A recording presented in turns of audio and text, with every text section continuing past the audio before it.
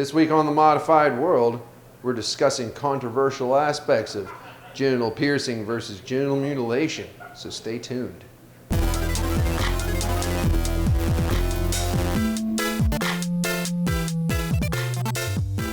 So, welcome to The Modified World, the weekly web show about body modification, the people who do it, the people who get it, and, of course, why it matters.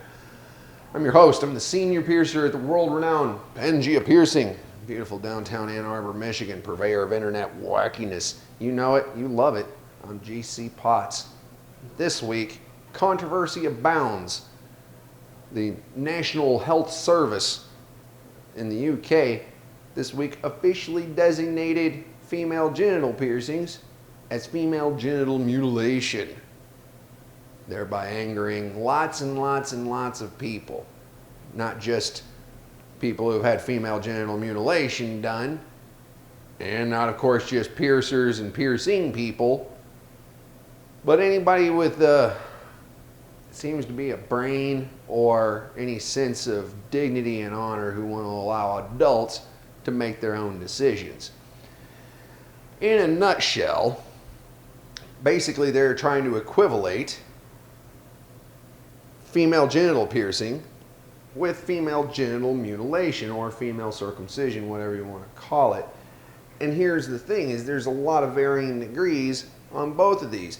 With certain female genital piercings, like the Christina piercing, you can, basically they're just decorative, mostly. Some of them are a little more functional, like a vertical hood. Of course, if you want to learn more about either one of those topics, you can very easily check out the videos that I've already produced on the topic, where you can get a greater depth of understanding about the topic.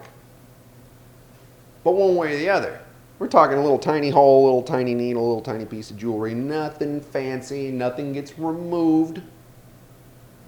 Eminently reversible. Take the jewelry out, it's like virtually like nothing ever happened, and if you really want to get crazy, well, okay, yeah, you might have to clean the hole, the piercing out after you've taken the jewelry out. Not like any kind of big deal. That's my whole point with it. However, when you talk about female circumcision, well, okay, there's a couple of varieties of that. There's what essentially amounts to like a labiaplasty, just kind of trimming off a little bit of beef. And there's also a more radical version that also involves a clitorectomy, which, as you might imagine, is actually cutting the clitoris off. And I'm just like, really? This is a terrible idea. The debate swirls for a couple of reasons. One, because I think most reasonable adults want to be able to make their own decisions concerning their own bodies. And that's kind of what we're talking about here. The thing about female genital mutilation is generally done without consent and on very young people, children. Female genital piercings, though, they're not generally, you're going to be really hard pressed to find a legitimate piercer who's going to pierce somebody under the age of 18 with the door closed. I'm just saying, even the more radical amongst us are not going to be generally going that route. The debate is mostly online, consisting of, actually surprisingly enough, not really having that much to do with actual procedures on people. The two major arguments that I've been seeing online have been all about having to do with religion, because female circumcision, female genital mutilation, whatever you want to call it, is kind of a Muslim thing. And, well, England's had a large Muslim population growing ever rapidly. So, some observers are, theorizing that England is merely trying to crack down on barbaric activities by people who are not assimilating, and by lumping the two together, maybe they can somehow control or regulate or something like that. Which honestly I'm not really too sure about, because I'm pretty sure that female genital mutilation's already been illegal in England. Correct me if I'm wrong, of course. The other side of the debate says that maybe the British powers that be are merely trying to equate archaic, barbaric activities with stuff that Western civilization people do and enjoy, and that thereby normalizing the behavior and, you know, helping to deflect any kind of weird feelings about Sharia taking over England.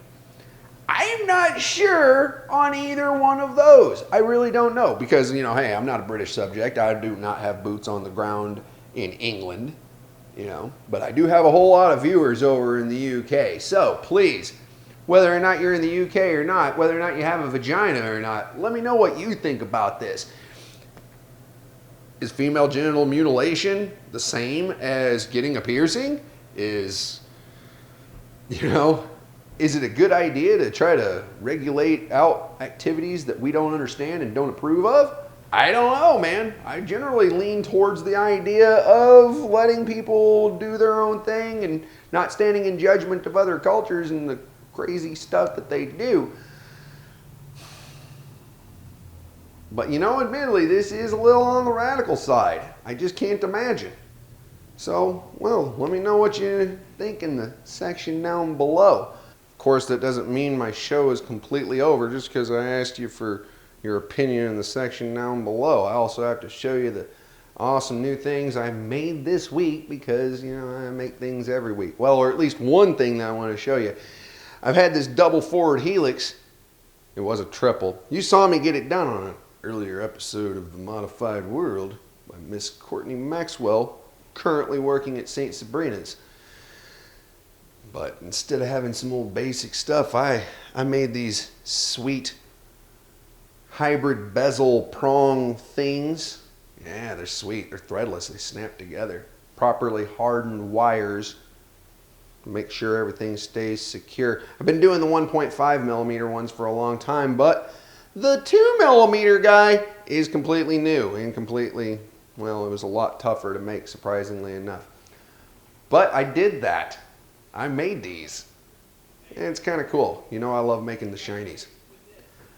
And of course, that actually does bring me to the part of the show where I answer viewer questions. You know, maybe it's something interesting. Maybe it's something that doesn't take a whole lot of time to explain. Maybe it doesn't need a whole video and visual explanation to kind of explain it.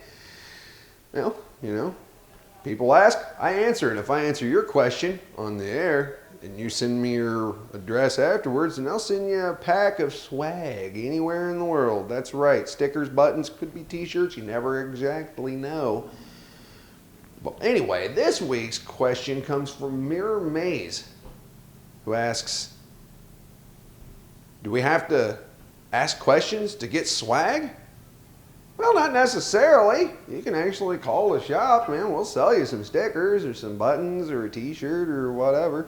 I'm working on redoing the web store yet again, so right now might not actually have anything on it, but you might want to go and look just to make sure. As you know, I've had other people ask if they could just buy stickers or other swag items and whatnot. And of course, I like ducats and I like making people happy. So if we can exchange these things, then we'll all be happy.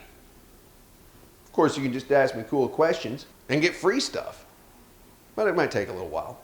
But hey, anyway, that was my show this week. Hope you enjoyed it. Hope you learned something, possibly remotely entertained. You know, I love to hear from you. So go ahead, leave me some comments, questions, whatever you think of. And if you haven't subscribed yet, you probably ought to, man. I do this every week, and you don't want to be caught in the lurch, left out in the cold, wondering what the hell happened, thinking about all the topics that people are talking about, and you didn't know exactly what JC had said about it. So, you know, go ahead, throw me a subscription, and be sure to stop back by next week for another episode of The Modified World.